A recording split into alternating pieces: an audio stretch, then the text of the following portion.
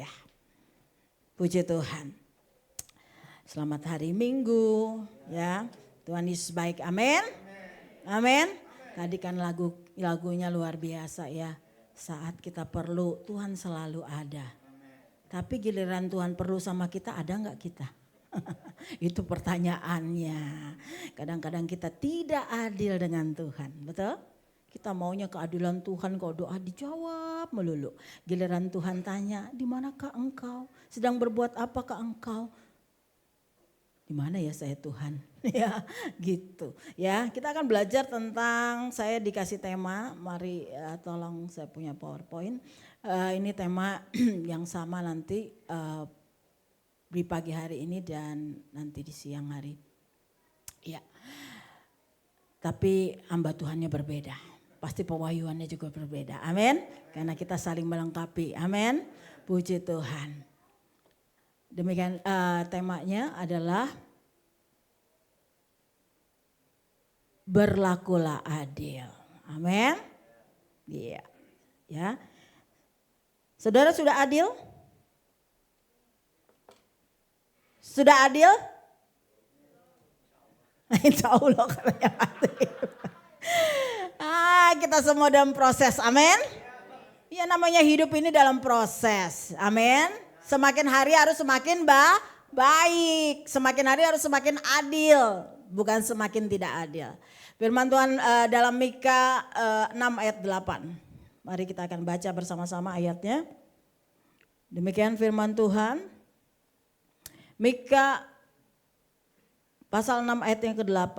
Hai manusia, telah diberitahukan kepadamu apa yang baik dan apakah yang dituntut Tuhan daripadamu.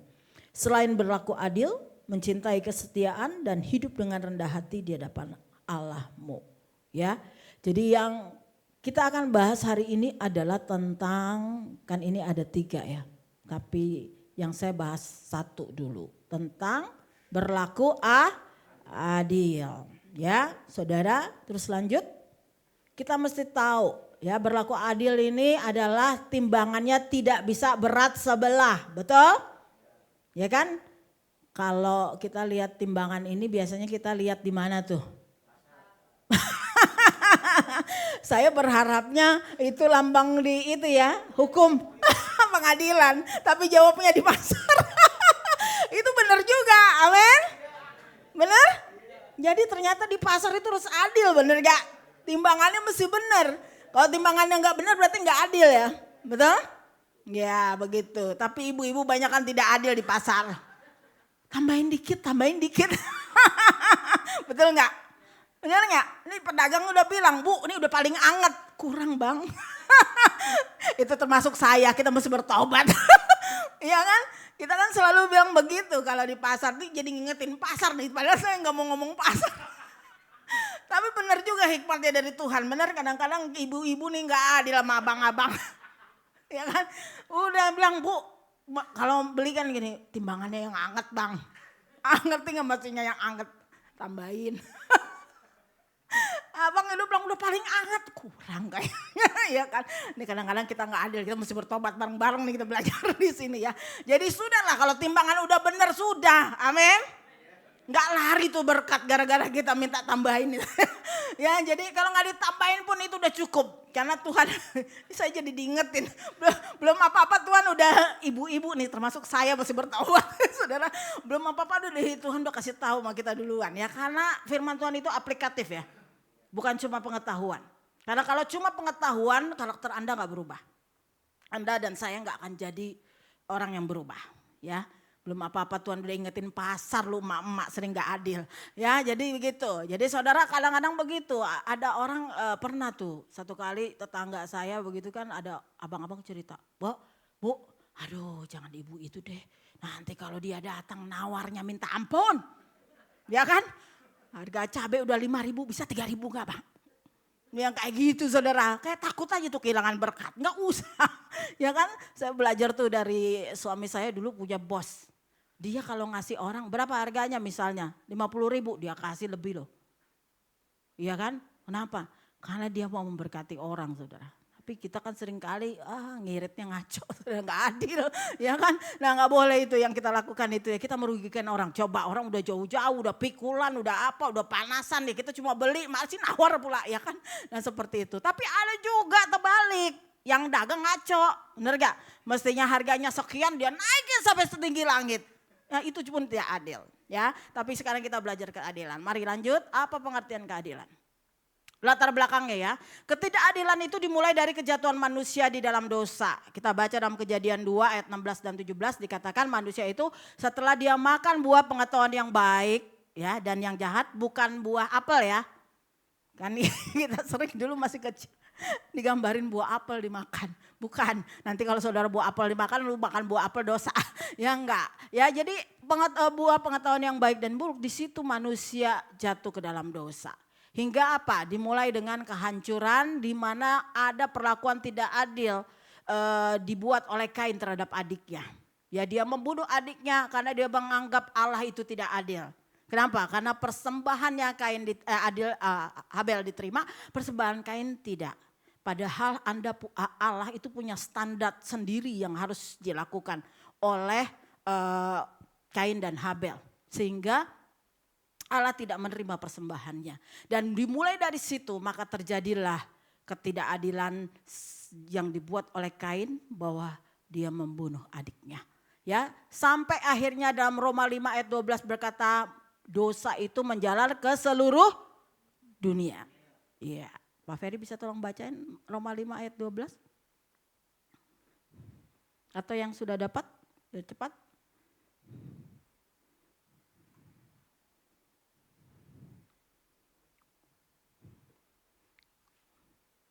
Roma 5 ayat 12. Apa katanya firman Tuhan? Iya.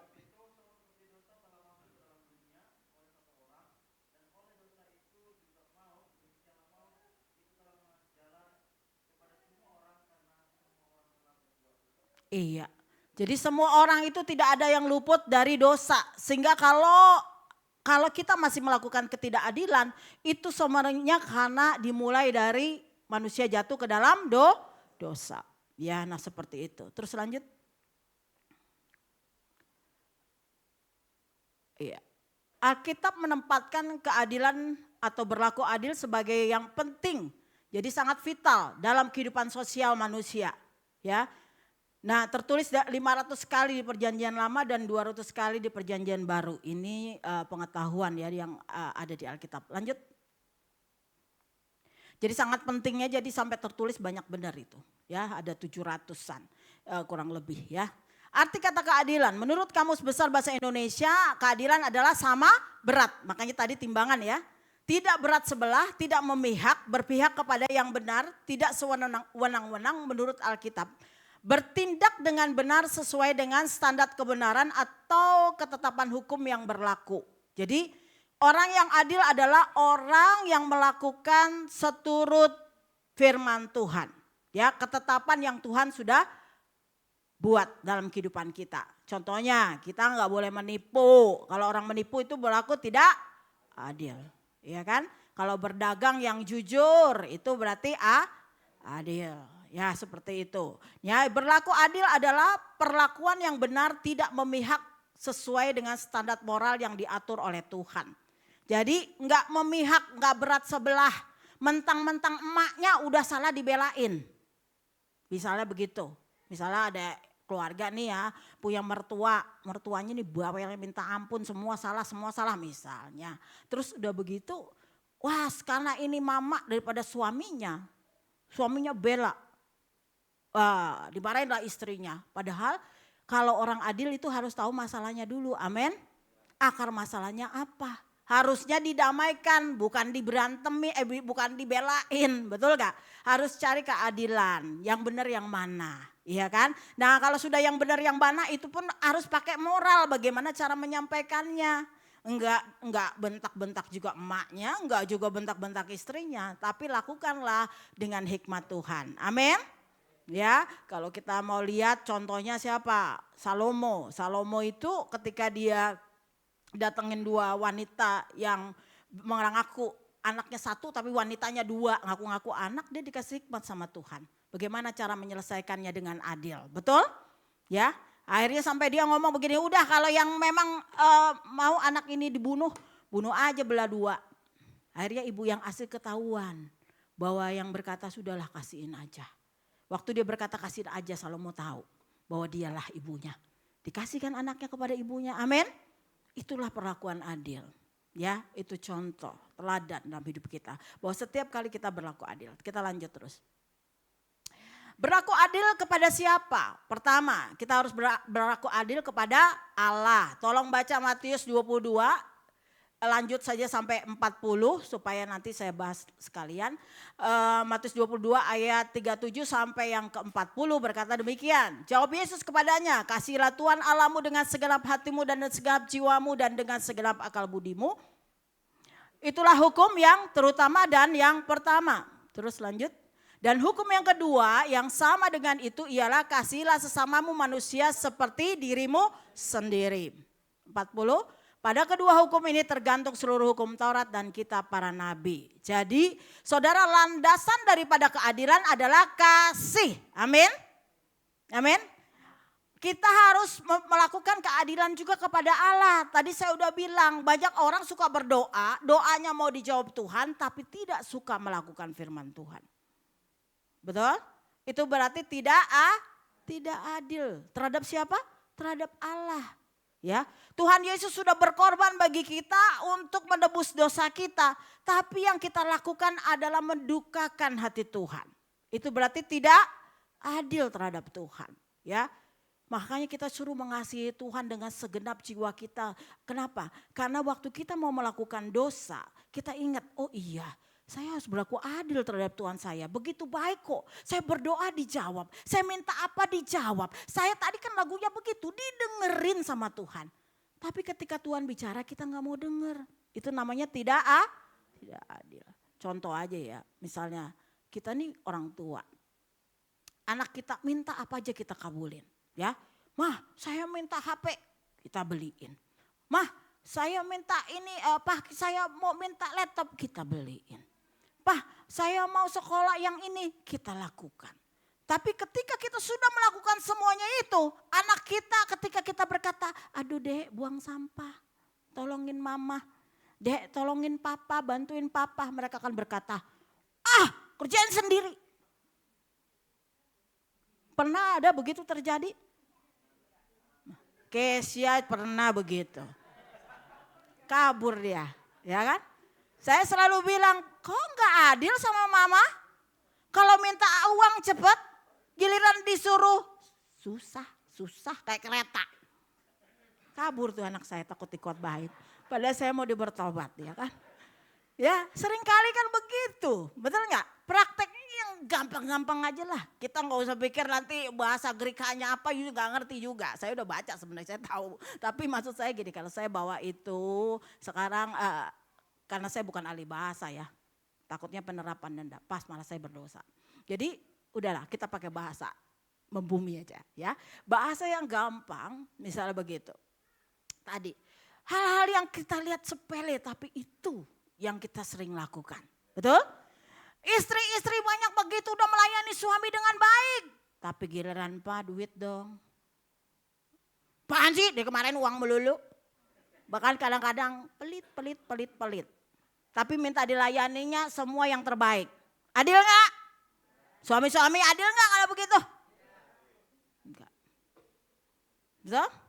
Demikian juga ya suami-suami udah kerja banting tulang. Wah banting tulang ya, tulangnya dibanting-banting. Rembuk banyak kali bersih ke dokter Petra.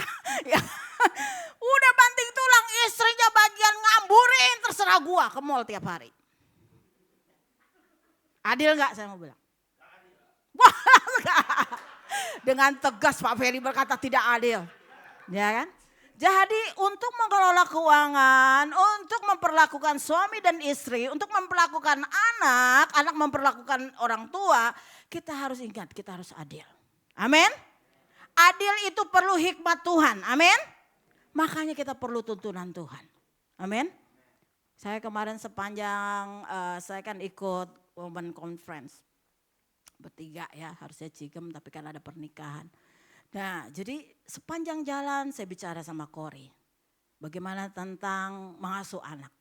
Kita bicara ya, bagaimana kita ada sesuatu yang perlu kita tegur misalnya dalam kehidupan kita dan sebagainya.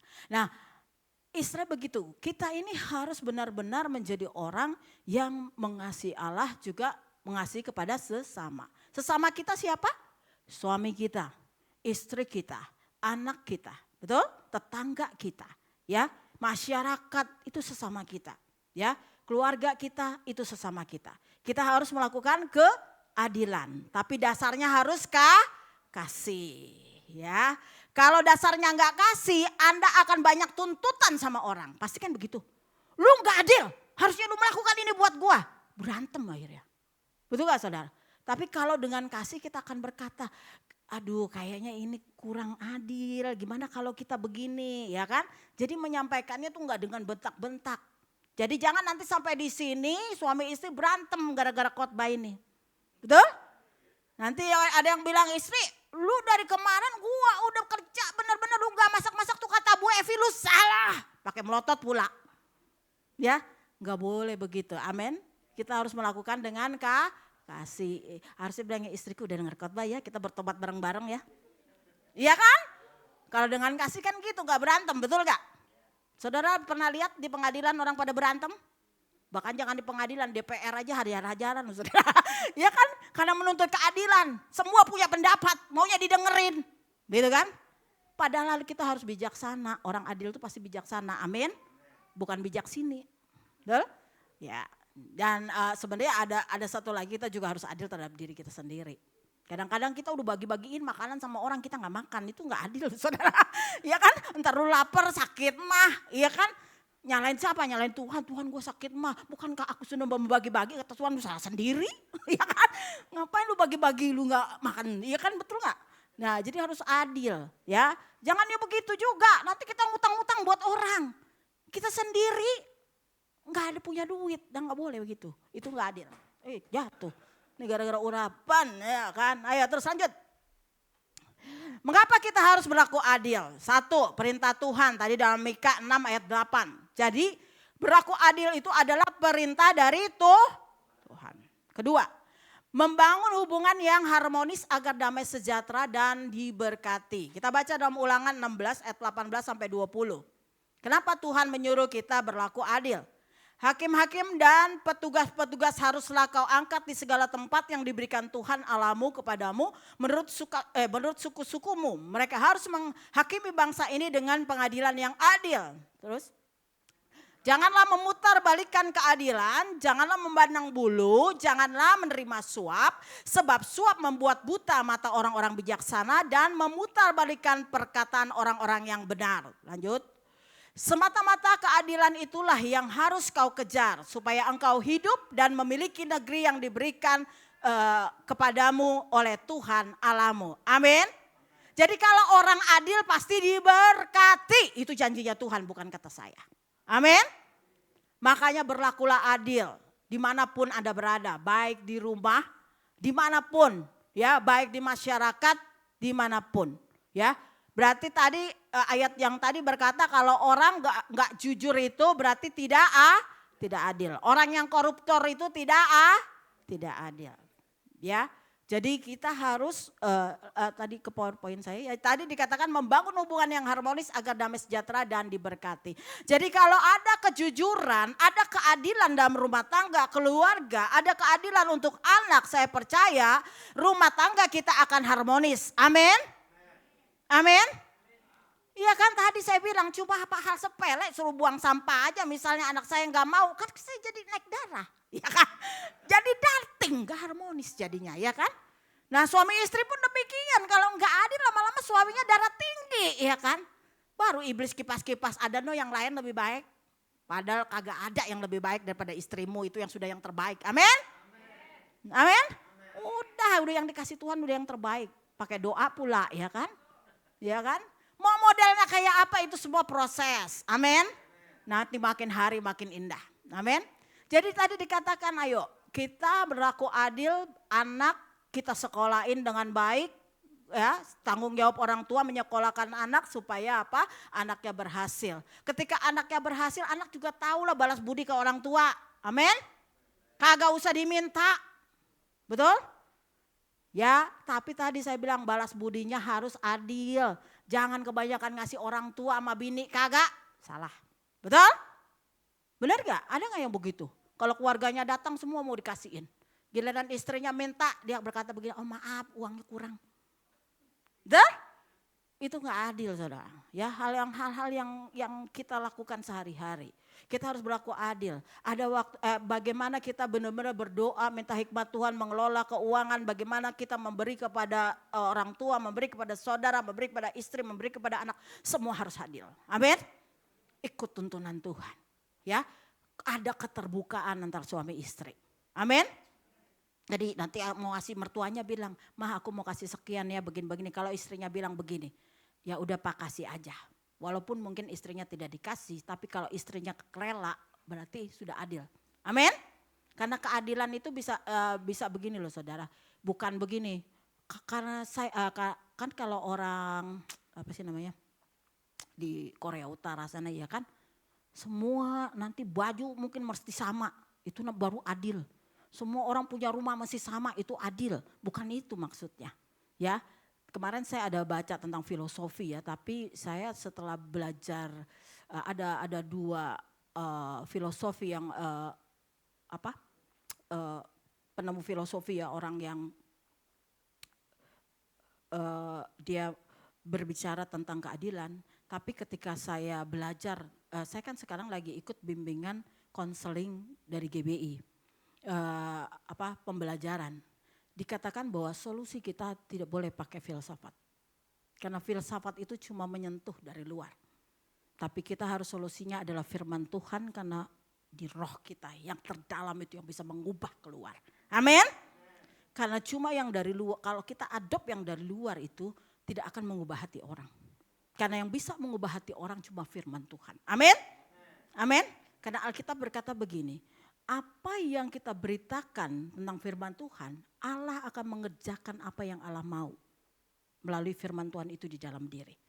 Ya, karena saya adalah seorang SPD yang konseling saya adalah sekuler. Yang sekuler itu semua yang dibawa adalah filosofi.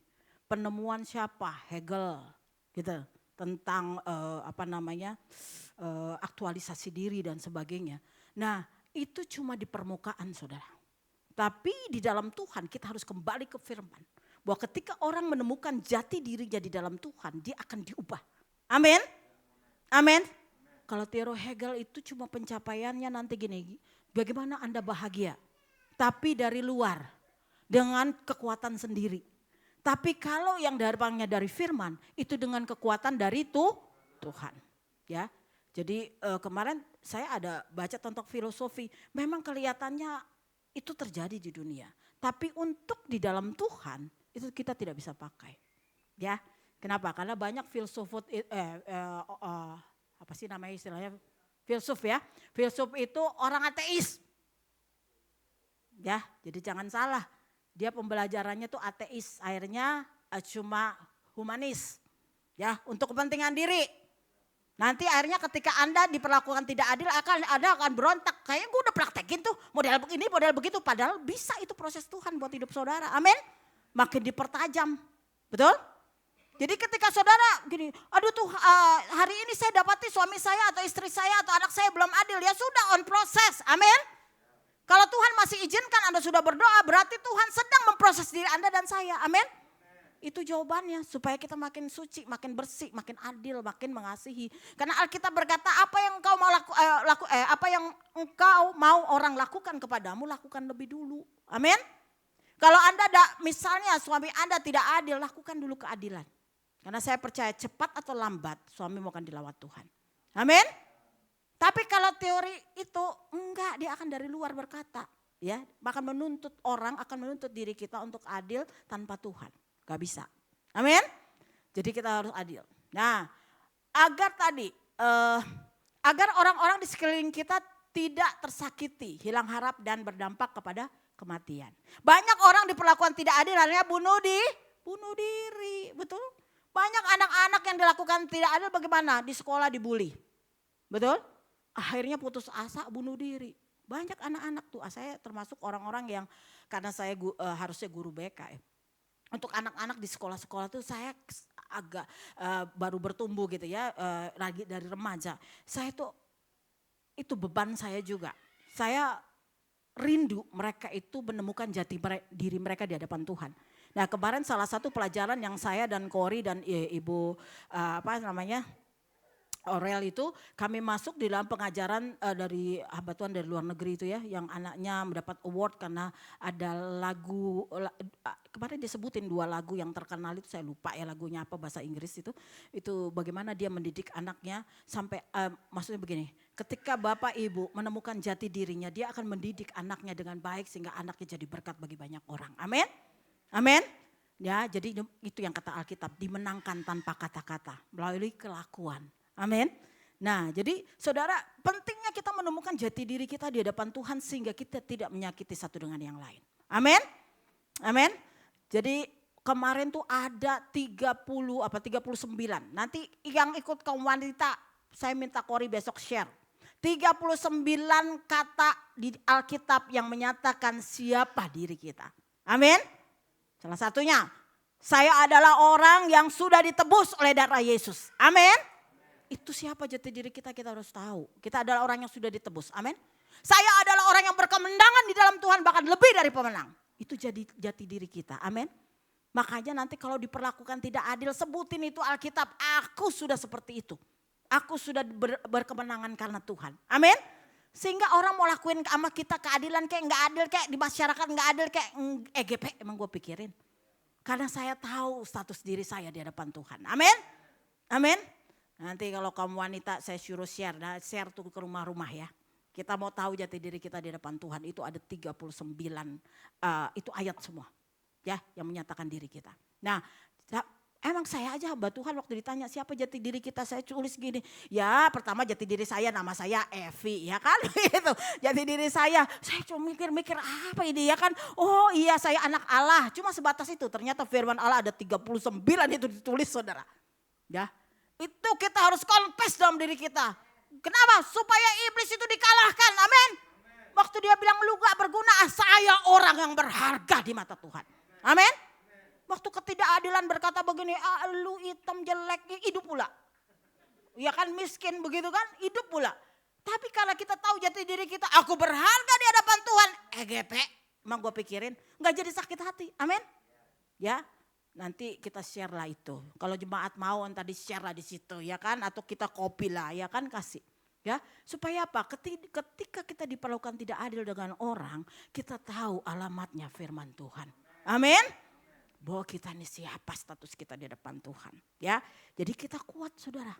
Ya, jadi ada orang-orang yang tersakiti. Wah, suami berlaku tidak adil, anak-anak berlaku tidak adil. Pakai ayat aja. Ya kan?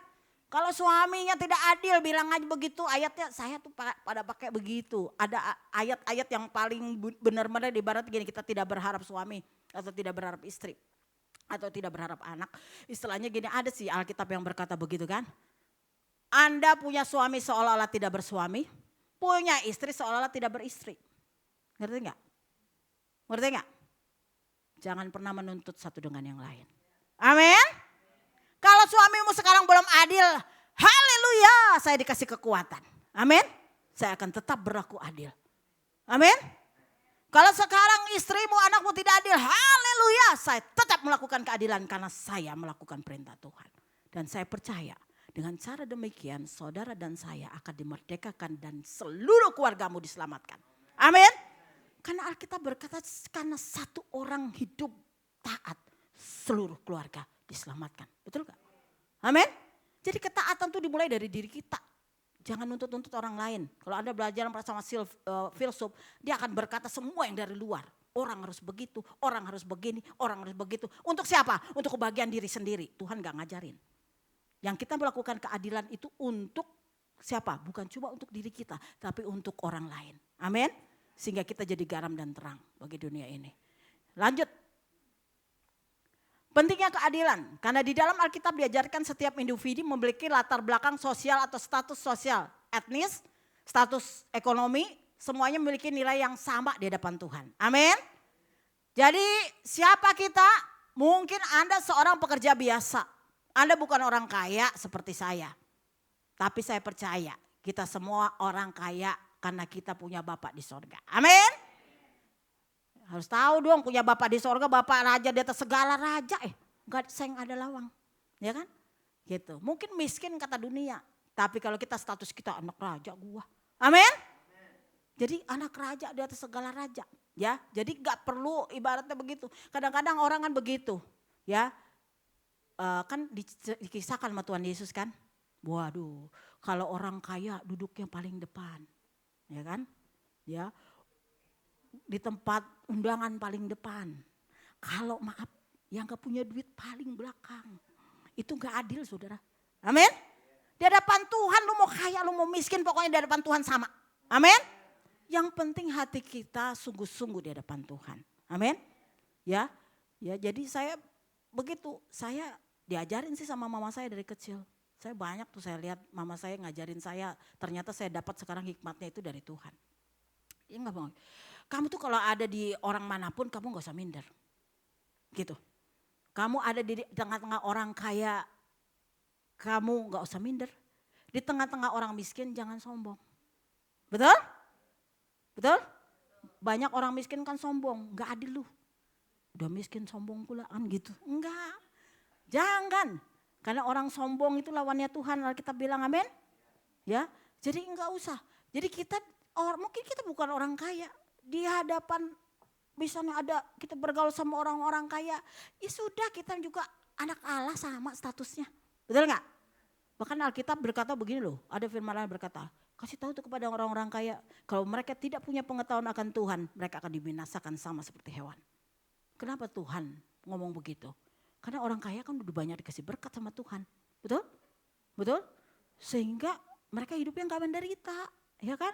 Wah semua gampang, duitnya kayak air. Ya kan? Mungkin kalau kita mau beli sesuatu aja bergumul. Ya kan? Tapi mungkin mereka enggak. Tapi Tuhan adil. Kepada orang yang diberi banyak akan dituntut banyak, itu adil loh Tuhan, betul? Lu doa kaya, pengen kaya, jangan pengen kaya kalau gak bisa adil, bahaya.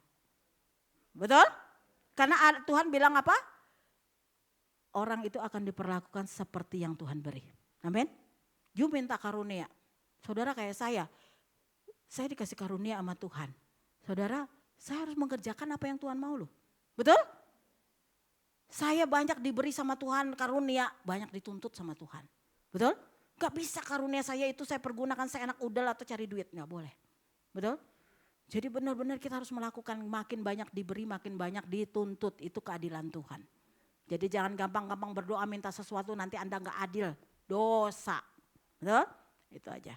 Jadi latar belakang sosial dan status tadi memiliki nilai yang sama di hadapan Tuhan. Ingat ya, kita sama di hadapan Tuhan. Jadi jangan kalau orang kaya langsung mari Pak silakan masuk. Gila yang miskin, maaf Bu tunggu di depan.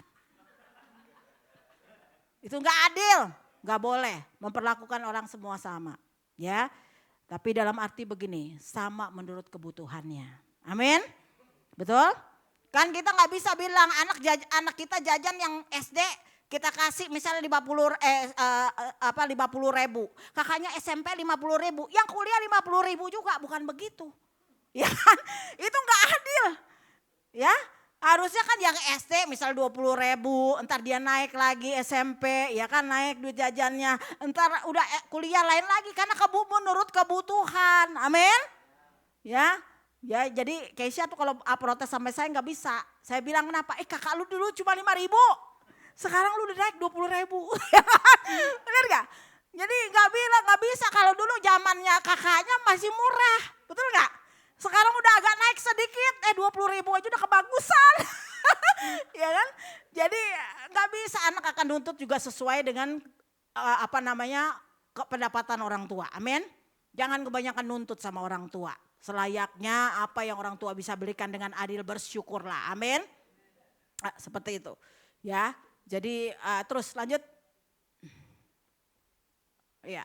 Kita harus mencontoh Tuhan Yesus yang melakukan keadilan. Melalui karya penebusan umatnya mendapat berkat kasih karunia rekonsiliasi pemulihan. Itu dalam Roma 8 ya. Tuhan Yesus sudah membangun harapan kita telah ditebus dari dosa. Allah itu adil, kita berdosa kita ditebus. Amin. Supaya kita diperdamaikan dengan Tuhan. Amin. Diperdamaikan dengan Allah. Tuhan Yesus menegakkan keadilan dalam hukum kasih. Jadi Tuhan Yesus itu peduli dengan orang-orang yang berkekurangan, orang yang sakit, orang yang tertindas, terpenjara, orang yang asing. Kita baca ini ayat Matius 25 ayat 31 ya.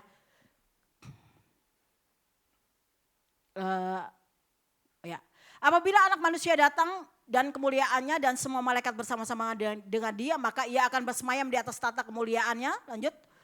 Lalu semua bangsa akan berkumpul di hadapannya dan ia memisahkan mereka seorang daripada seorang sama seperti gembala memisahkan domba dari kambing. Lanjut. Dan ia menempatkan domba di sebelah kanannya dan kambing di sebelah kirinya. Lanjut.